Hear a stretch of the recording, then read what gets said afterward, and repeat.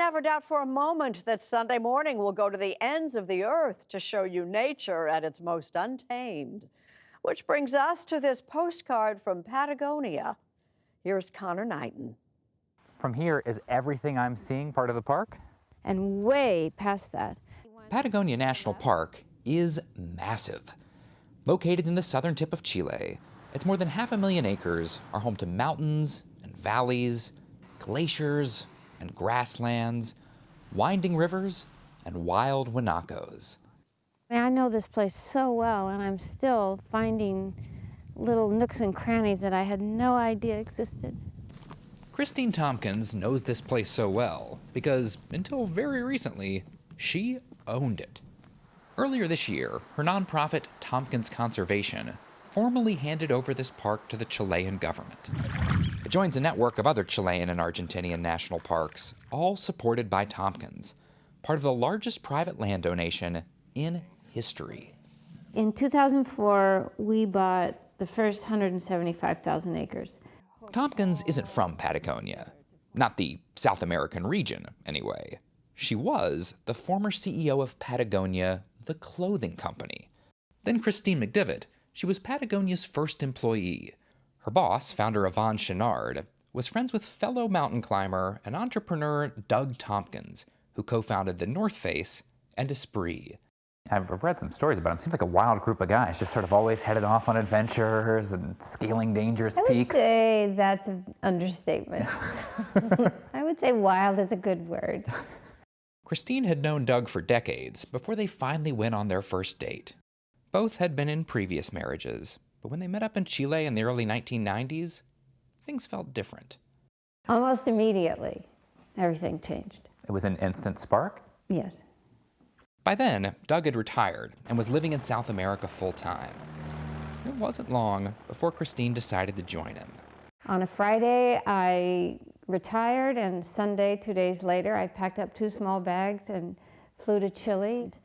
But the couple's life's work was just beginning. It started with a memorable camping trip together in these mountains. They decided to use their combined fortune to purchase hundreds of thousands of acres of Chilean ranches, with the goal of one day turning that land into national parks. From the moment you bought it, were you thinking park thoughts, or was there absolutely. a moment in time where you thought maybe you're just going to ranch? No. It was always this. It was always this. Rumors swirled about what the rich Americans might be up to. Some locals thought they were secretly working for the CIA. Others thought they were snatching up land for a nuclear waste dump. The great one was that we were going to take all the cattle out and replace them with American bison. I kind of love the specificity of that theory. Yeah. What the Tompkins were planning was even more outlandish. They intended to give everything away. If the goal was just to protect the land, it seems like you could have purchased it, put a fence around it, and then just kept it wild. Why make them parks? If you buy a Picasso and you hang it in your living room, your friends can see it, your family can see it, but that's really it. If you buy the same Picasso and you put it in a museum in New York City, millions of people will see that Picasso. Well, national parks are the same thing. We think it's important that the masterpieces of a country belong to everyone. The Tompkins combined their purchases with existing government land. All told, around 14 million acres were converted into 11 public parks. But as the couple was nearing the home stretch, tragedy struck. The co-founder of the North Face, Doug Tompkins, died in a kayaking accident in Chile. In December of 2015, Doug Tompkins went kayaking in a lake near Patagonia Park with his friends. A sudden storm capsized the boat, plunging him into the freezing cold water for hours until he was finally brought to shore. Christine got the call on her satellite phone. For Doug to be the one in trouble, then something was really wrong. So my reaction was to go out under the Husky, the little plane you see out there, which is what Doug flew all the time, crawl underneath it and not come out. That was a long day. The days that followed were the most difficult of Tompkins' life. It wasn't just losing my husband. It was a full amputation. We did everything together. We flew, we worked together, we lived together. And so I feel really fortunate that all this had to be done. Did you feel an extra energy to continue on that work even harder? Oh, yeah. Oh, absolutely. It's what saved me, probably.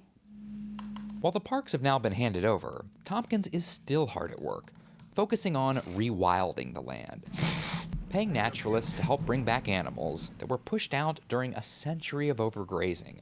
It sounds like protecting the land was just the first step. Exactly. It's the beginning of the work. Wildlife manager Christian Sacedo is determined to rehabilitate the park's way mule population. Hey, look. Oh, wait, there it is. That's the fawn. The fawn. The endangered way mule, a species of deer, is on Chile's coat of arms, but very few Chileans have ever had the chance to see one in the wild.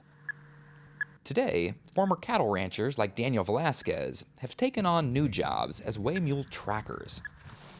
While keeping this land free of development was once seen as a job killer, the benefits of having a world-class national park are beginning to be realized. Here is the male.